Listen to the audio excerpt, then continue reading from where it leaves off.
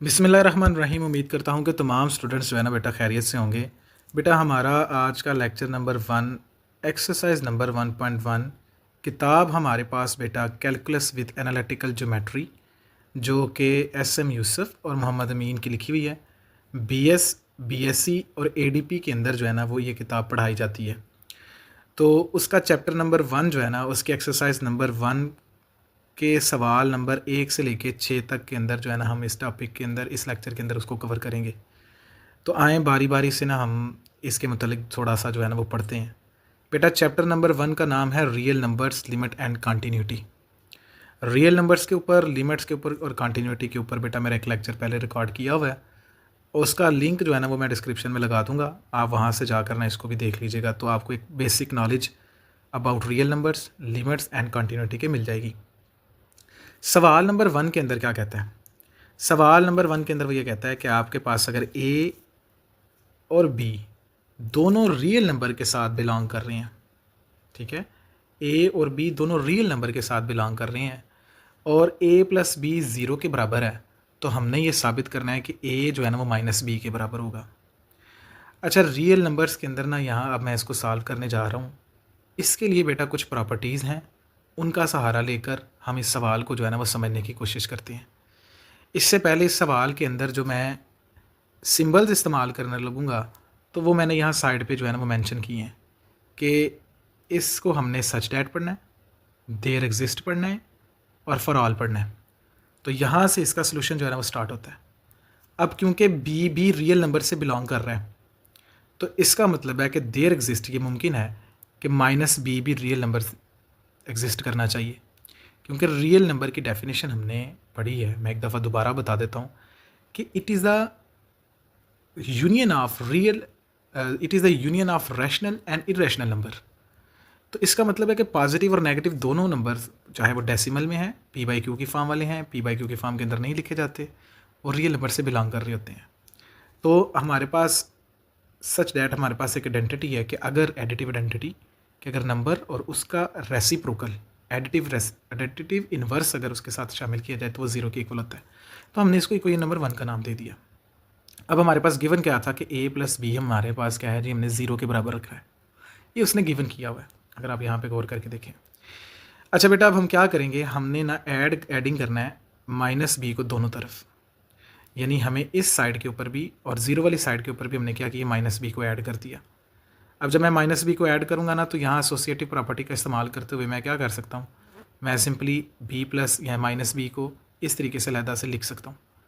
अब ये additive inverse की प्रॉपर्टी को फॉलो करते हुए ज़ीरो के बराबर आएगा, जबकि यहाँ ये किसके बराबर होगा, माइनस बी के। तो इसका मतलब है कि फिर हमारे पास ए किसके बराबर आ जाएगा, माइनस बी के। तो बेटा यही हमने प्रूव करना था, ठीक है। ये था हमारा सवाल नंबर 1। आए अब चलते हैं सवाल नंबर 2 की जानिब। तो बेटा यहाँ पे मैंने सवाल नंबर 2 को भी जो है ना वो निकाल के ना आपके सामने रखा हुआ है। मैं इसको स्टेप बाय स्टेप समझाने की जो है ना वो कोशिश करता हूँ। क्या है जी सवाल नंबर 2 के अंदर, वो कहता है आपके पास माइनस ए माइनस बी बराबर ए बी के हैं, तो साबित करें फॉर ऑल। मैंने ऊपर इसके सिंबल्स का जिक्र किया। ए और बी दो वो भी रियल नंबर से बिलोंग कर रहे हैं। साबित हमने ये करना है कि माइनस ए माइनस बी बराबर किसके होता है, ए बी के। अच्छा, अब मैं क्या करता हूँ, मैं यहाँ पे इस पोर्शन को लेकर, ये जो मेरे पास है इतने हिस्से को मैं यहाँ पे लिख रहा हूँ, ये लिखा मैंने, ठीक है। अब यह क्या किया मैंने, यहाँ माइनस ए बी वाला और प्लस वाला ए बी मैंने ऐड कर दिया, यानी इस पोर्शन के अंदर ये जो साइड मैंने लेफ़्ट हैंड साइड यूज़ कर रहा हूँ इसके अंदर मैंने माइनस ए बी और प्लस ए बी ऐड कर दिया। आप चाहें तो ब्रैकेट लगा लें, चाहें तो ना लगाएं, कोई इससे कोई भी मसला नहीं होगा। अब मैंने अगले स्टेप के अंदर, यानी इस स्टेप के अंदर क्या किया, मैंने राइट डिस्ट्रीब्यूटिव लॉ लगाया। राइट डिस्ट्रीब्यूटिव लॉ क्या कहता है कि देखेंगे ए बी तो लहदा थे, मैंने इनके जानिब जो है ना वो इस तरीके से ब्रैकेट लगा दिया, ठीक हो गया। इसके बाद मैंने यहाँ पे, ये तो मेरा एक पोर्शन हो गया इस तरफ। अब सेकंड वन वाला जो है ना वो ज़रा न्यू वाला देखेंगे। अब मैंने लेफ़्ट डिस्ट्रीब्यूटिव लॉ लगाया। डिस्ट्रीब्यूटिव लॉ कहता है कि बेशक आपके पास पहले वाले के गिर्द ब्रैकेट लगा लें या दूसरे पोर्शन के ऊपर ब्रैकेट लगा लें। पहले वाले के ऊपर हम लेफ़्ट और सेकंड वाले पे अगर ब्रैकेट्स आएंगे तो उसको राइट डिस्ट्रीब्यूटिव लॉ कहते हैं। अब बेटा मैंने क्या किया, इसके ऊपर मैंने ना लेफ़्ट डिस्ट्रीब्यूटिव लॉ लगाया। तो दोनों के अंदर जो मामला है ना उसको ज़रा बताने की कोशिश करूँगा कि क्या क्या मामला जो है ना बता पा रहे हैं। अच्छा, यहाँ मैंने लेफ़्ट लगा लिया, यहाँ मैंने राइट लगा लिया। अब क्या होगा आगे वाले स्टेप में देखिएगा। आपने ये बात याद रखनी है कि हमारे पास ना पुत्र ये वाले हिस्से जो पोर्शन है ना ये ज़ीरो के इक्वल होते हैं। यानी किसी भी नंबर का एडिटिव आइडेंटिटी उसके अंदर ऐड की जाए, एडिटिव इन्वर्स ऐड किया जाए, सॉरी, तो वो ज़ीरो के इक्वल होता है। अब मैं इस पोर्शन के अंदर अगर देखूँ तो सर मेरे पास ना माइनस ए बेटा कॉमन आता है, तो मैंने माइनस ए यहाँ पे कॉमन ले लिया। और अगर मैं इस पोर्शन के अंदर देखूँ, ये वाले पोर्शन के अंदर, ये जो ऊपर वाला है, तो यहाँ बेटा बी मेरे पास क्या था, कॉमन आ रहा था, तो मैंने ये कॉमन ले लिया। अब मैं इन प्रॉपर्टीज़ को इस्तेमाल करते हुए ना इस हिस्से को और ये वाले हिस्से को मैंने ना ज़ीरो कर दिया, यहाँ पे इसको ज़ीरो कर दिया, यहाँ इसको ज़ीरो कर दिया। और जो मेरे साथ बाकी इसके साथ रकमें यहाँ पे मौजूद थे मैं उसको वैसे लिखूँगा। जब ये ज़ीरो हुई तो अल्टीमेटली ये भी ज़ीरो हो गया, और जब ये ज़ीरो हुआ तो यानी ये ज़ीरो हो गया। इसी तरह से यहाँ पे हमारे पास माइनस ए माइनस बी ये बचा, और ये हमारे पास ए बी। तो सर ये इस तरीके से है कि ये जो है ना हमने जो चीज़ प्रूव करनी थी ना वो ये है। अच्छा, इससे ना एक और बड़ी वजाहत हो जाती है सवाल की बेटा, कि याद हो आपको कि माइनस माइनस जो है ना वो प्लस के कैसे इक्वल होता है। तो सर ये उसका भी प्रूफ है। आपको डेमो के लिए कहीं पूछ लेते हैं कि माइनस माइनस प्लस के इक्वल कैसे होता है, तो सर ये उसका भी एक आंसर है। तो बेटा मैं कोशिश तो कर रहा हूँ कि हर चीज़ को यहाँ पे क्लैरिफाई करने की। आप मज़ीद अगर कोई इसके अंदर कोई मज़ीद पूछना चाहेंगे, कोई समझना चाहेंगे, तो कमेंट सेक्शन आपका जो है ना वो ऑन है, आप उसके अंदर मुझे पूछेंगे, मैं आपको उसकी तफसील बता दूँगा। आए चलते हैं अब सवाल नंबर 3 की जानिब। लेकिन बेटा चैनल को जिसने अभी तक सब्सक्राइब नहीं किया हुआ बेटा वो चैनल को सब्सक्राइब भी कर ले। इसके अंदर ना हमारे एक थ्योरम की ज़रूरत पड़ेगी, और वो थ्योरम की स्टेटमेंट कुछ यूँ है कि अगर हमारे पास मॉड हो ए प्लस बी का, और वो लेस देन इक्वल टू होगा किसके, अलग-अलग के मॉड की इक्वल। इसी चीज़ को इस्तेमाल करते हुए हम इस सवाल को जो है ना वो फाइंड आउट करेंगे, निकालेंगे। यानी हमने इस चीज़ को जो है ना वो साबित करना है, जबकि ए और बी जो है ना वो रियल नंबर से बिलोंग कर रहे होंगे। सर इसके अंदर ना याद रख लें बच्चे, मेरी बात को ज़रा ध्यान से समझना, हमें ना रिप्लेसिंग का सहारा लेना पड़ेगा। कभी माइनस बी के अकॉर्डिंगली रिप्लेस करना पड़ेगा, कभी ए को रिप्लेस करना पड़ेगा। तो आए उसी रिप्लेस को मद्देनज़र रखते हुए, जहन में रखते हुए हम सवाल को हल करते हैं। आपने तरतीब फॉलो अप करनी है, किस तरीके से मैं पढ़ा रहा हूँ, किस तरीके से आपने सवाल को याद रखना है, और पेपर पॉइंट ऑफ व्यू से ये सवाल इंपॉर्टेंट है। तो आए जी देखते हैं जी किस तरीके से ये सवाल जो है ना वो हल होगा। सबसे पहले मैंने सबसे पहला स्टेप ये किया कि मैंने रिप्लेस कर दिया बी को माइनस बी के साथ। ठीक है, तो मेरे पास ये जो थ्योरम है उसके अंदर देखें, जहाँ मेरे पास यहाँ प्लस बी था तो यहाँ मेरे पास बेटा माइनस बी आ गया। हर जगह मैंने रिप्लेस किया, लेकिन एक मॉड की बेटा ये पावर होती है, मॉड की एक प्रॉपर्टी है कि वो नेगेटिव के साइन को ना पॉजिटिव, यानी नेगेटिव क्वांटिटी को पॉजिटिव क्वांटिटी के अंदर चेंज कर देता है। ये मैंने साइड पे इस तरीके से मेंशन किया। इसी तरह से अब मैंने अगला जो रिप्लेसमेंट करनी है वो कुछ इस अंदाज से होगी कि मैंने रिप्लेस करूँगा ए को बी माइनस ए के। तो देखें पुत्र, जहाँ जहाँ मेरे पास ए है वहाँ मैंने क्या किया, मैंने बी माइनस ए कर दिया। ये देखें, यहाँ पर भी, यहाँ पर भी।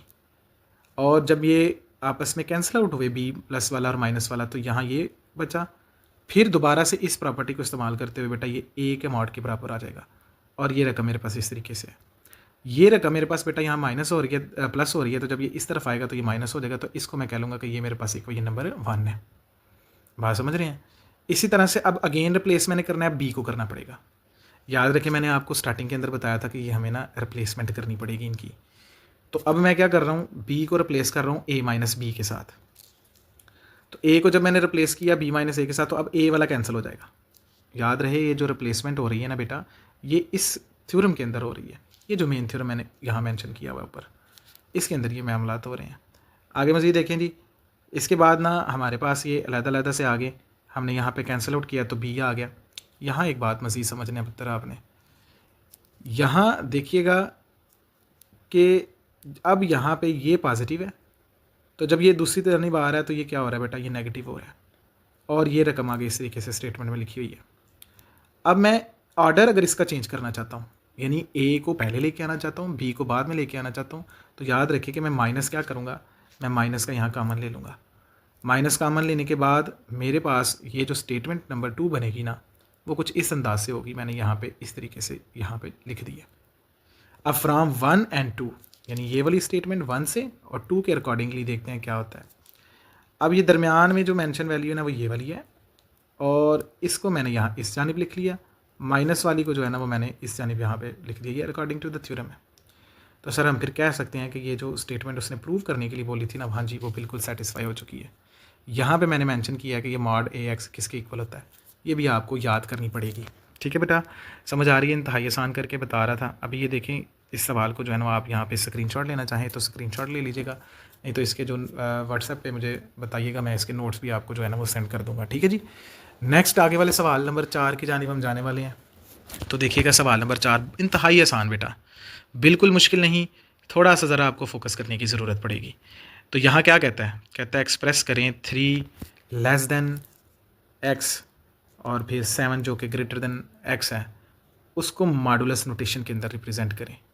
अब मॉडुलस नोटेशन के अंदर रिप्रेजेंट करना ना कुछ इस अंदाज से होता है, जैसे मैंने ऊपर यहाँ पे मेंशन किया हुआ था, ऐसे करके हमें कोशिश ये करनी है कि हमने इसको मॉडुलस नोटेशन के अंदर जो है ना वो रिप्रेजेंट कर देना है। तो यहाँ बेटा सबसे पहले देखें, हमें पता है कि ये मॉडुलस नोटेशन जो है ना वो ये इस तरह की होती है, और अगर मैं इसको ओपन करता हूँ तो एक तरफ पॉजिटिव और एक तरफ नेगेटिव इस तरीके से लिखा जाता है। अब यहाँ पे देखें, ए जब टर्नओवर होगा तो ये दोनों जानिब होगा, यानी ये इस जानिब भी आएगा और इस जानिब भी आएगा। तो इसको जब देखा तो हमारे पास ये रकम जो है ना हमने इस तरीके से लिखी और इसको हमने इक्वेशन नंबर 1 का नाम दे दिया। अब हमारे पास सवाल जो है ना हमने जब उसके साथ इसको कंपेयर करेंगे तो सर हमारे पास a माइनस एल की वैल्यू 3 आई कंपेयर करके, और a प्लस एल की वैल्यू बेटा हमारे पास 7 आ गई है। अब क्या किया हमने, मुझे वेरिएबल्स की वैल्यू चाहिए, मुझे a की वैल्यू भी चाहिए और मुझे l की वैल्यू भी चाहिए। तो जब मैंने इक्वेशन नंबर 3 को इक्वेशन नंबर 4 के अंदर ऐड किया तो सर l वाला कैंसिल होगा, तो a की वैल्यू मेरे पास यहाँ पे 2a इज इक्वल टू 10, तो देन सॉल्व करूँगा तो 5 के बराबर आ गई है। इसी तरह से जब मैं किसी एक इक्वेशन के अंदर इसकी वैल्यू पुट कर लूँगा, यानी 3 के अंदर आप चाहें तो 4 के अंदर भी वैल्यू पुट कर सकते हैं। जब 3 के अंदर इसकी वैल्यू पुट की तो बेटा l की वैल्यू मेरे पास 2 आ गई। अब मैं इसको मेन, यानी यहाँ पे ये जो हमारे पास मेन ऊपर लिखा हुआ है ना, उसके अंदर given inequality can be expressed as, तो मैंने जब इसके अंदर वैल्यू पुट करूँगा तो ये हमारा मॉडुलस फॉर्म नोटेशन जो है ना वो आ गया। तो बेटा ये था हमारा सवाल नंबर 4। ठीक है बेटा, इंतहाई आसान करके मैं इसको समझाने की कोशिश कर रहा हूँ। फिर कह रहा हूँ कि जिसने अभी तक चैनल को सब्सक्राइब नहीं किया हुआ वो चैनल को सब्सक्राइब जो है ना वो कर ले। नेक्स्ट सवाल हमारा सवाल नंबर 5 है, सेम उसी अंदाज का सवाल, बिल्कुल मॉडुलस नोटेशन के अकॉर्डिंगली सवाल है। कहता क्या है ज़रा ध्यान से देखिएगा। हमारे पास वो कहता है डेल्टा ग्रेटर देन 0 है and A belongs to real number, show that. ये मॉडुलस नोटेशन को हमने साबित करना है, अगर हमारे पास ये जो है ना वो चीज़ जो है ना वो दे दी है। अब हमने फ़र्ज़ कर लिया, हमने मान लिया कि हमारे पास ये मॉडुलस नोटेशन का जो ये ऊपर जो गिवन है ना वो हमारे पास ये हमने इसको फ़र्ज़ कर लिया। अब मैं क्या करूँगा, पहले स्टेप के अंदर ना मैं इनको लैदा से डील करूँगा। यहाँ इतना पोर्शन मैंने लैदा लिख लिया और ये वाला पोर्शन मैंने पॉजिटिव वाला जो है ना वो लैदा लिख लिया। अब मैं जब इनको कंबाइन करूँगा तो ये क्या होगा, ये वाला मेरे पास लैदा, ये लैदा कंबाइन करूँगा तो x माइनस ए दोनों के दरमियान आ जाएगा, और दोबारा से मॉडुलस नोटेशन के अंदर लिखेंगे तो ये प्रूफ हो गया।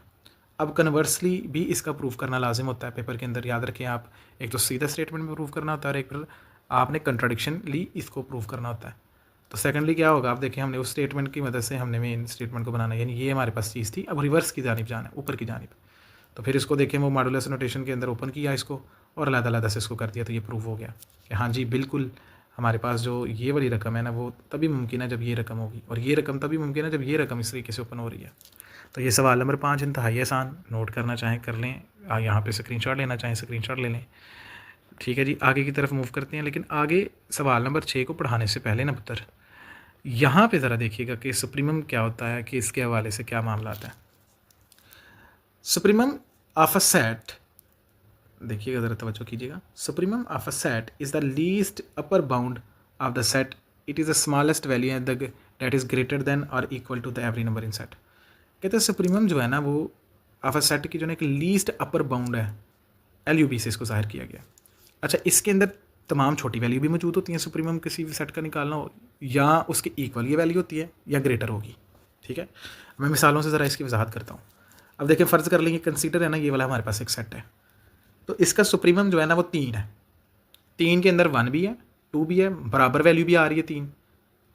ठीक है, तो ये मैं कह सकता हूँ कि the supremum of the set is 3 it is the least upper bound, ये सबसे लीस्ट अपर बाउंड है। ठीक है जी, मज़ीद एक और मिसाल है कि सेट हमारे पास 4 है, तो देखिए इसका 4 हो जाएगा, मैक्सिमम एलिमेंट की तादाद इसकी चाहिए, 4। अब देखें ये सेट बी हमारे पास इस तरीके से 0 1।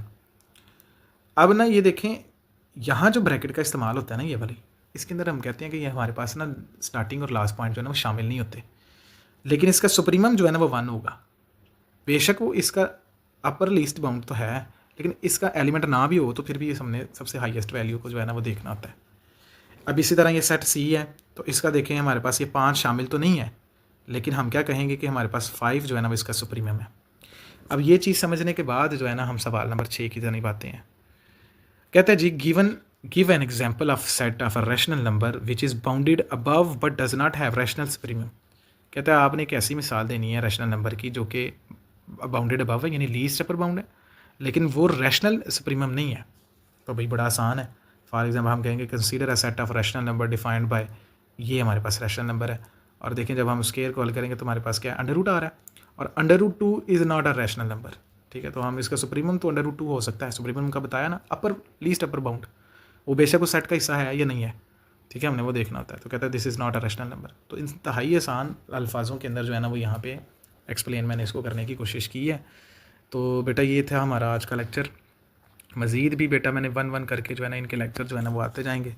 आपने साथ देना, थोड़ा सा चैनल को सब्सक्राइब कर लें, और कोशिश मेरी होगी कि बाकायदगी के साथ बेटा ये कैलकुलस एंड एनालिटिकल ज्योमेट्री के जो लेक्चर हैं ना वो अपलोड किए जाएँ। तब तक के लिए अपना ख्याल रखें। अल्लाह हाफिज़।